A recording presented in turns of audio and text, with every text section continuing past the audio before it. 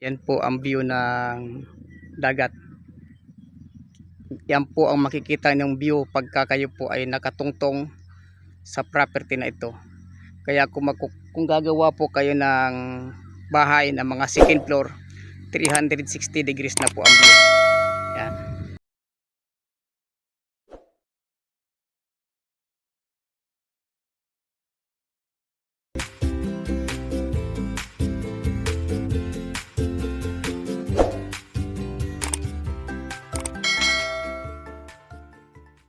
Ito po yung kalsada papunta sa property. Simentado po ang daan natin at dito po ay may kuryente na at may internet po sa lugar na ito. Ito po ang site natin. Nyugan po ito. At ladies and gentlemen, magandang araw po sa lahat, lalo na po sa ating mga subscriber, viewer at visitor sa ating channel. Bago po tayo mag-umpisa ay ini-invite po namin ang lahat ng mga visitor, viewers na hindi pa po nakasubscribe sa YouTube. At para po makita nyo ang mga property at naghahanap kayo, mas maganda po na kayo ay mag-subscribe para makakapamili po kayo. Sa lahat po mga buyer na gustong bumili property at wala pa po kaahente, wala pang lupa na nakikita, maaari po kayo magpahanap sa amin. Banggitin nyo lamang po ang detalye ng property na hinanap nyo. At sa mga lot owner na gusto magbenta, maaari din po kayo magpabenta sa amin. Kumontak lang po kayo para mapag-usapan ang inyong property. Ang location po natin ay Gumaca, Quezon. 1 hektarya po ito at titulado. Ito po ang loob ng site natin. Ito po ay nyugan. May mga mangga po tayo.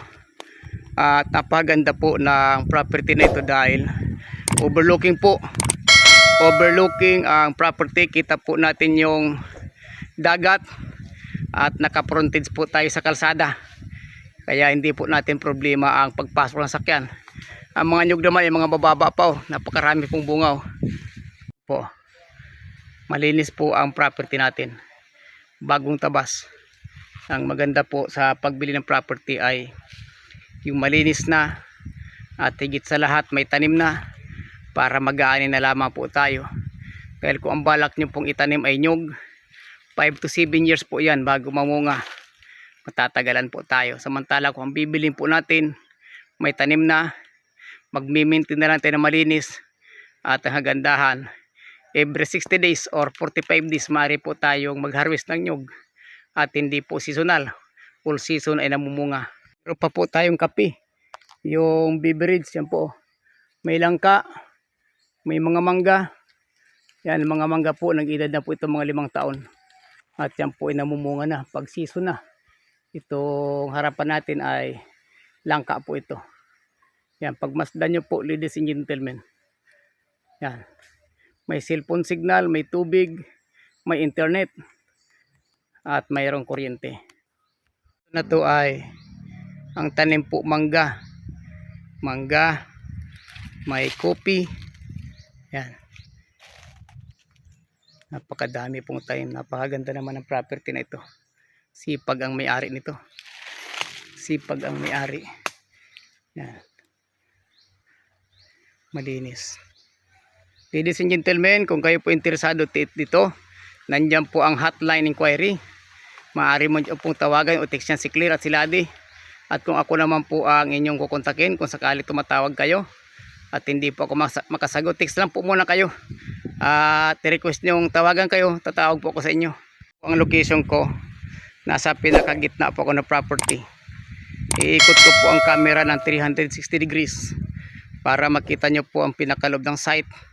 Hindi pa man po kayo nakakarating sa area ay nakita nyo na po ang buong paligid. At ang pagtitripping nyo ay confirmation na lamang po yan para sa pagbisita nyo. May guyaba na po tayo. Yan. At yan po natatanaw nyo yan. Overlooking po na ang dagat. Yan po ang dagat to. Overlooking. Napaganda po magtayo dito ng rest house, ng bahay, retirement place. Kasi napaganda ng view. At higit sa lahat po, wala po tayong baha dito. Flood free. Flood free po. Yan ang pinakamaganda. At malamig ang klima. Peaceful ang community. wala pong problema sa mga kaguluhan. Ang kaganda po ay yung peace and order sa isang lugar. Pag bibili ka, na yung ligtas ka sa pupuntan mo, at may mga kapitbahay, dahil po ito yung lupa ito, nasa community po ito. Yan po, pagmasdan nyo na po ang kagandahan ng property na ito. Ang dami na pong ma-harvest na mga niyog, at napakarami pong mangga, guyabano, may mga langka, may kopi. Yan po, at accessible. Napaganda po dahil may papasok natin ang ating sasakyan, dahil naka-frontage po ito sa simentado na daan. Hindi po bababa ng 100 meters po ang view ng dagat. Kitang kita po natin dagat yan. Napakaganda naman po ng dagat nito. Ayan o. Yan po ang view ng dagat.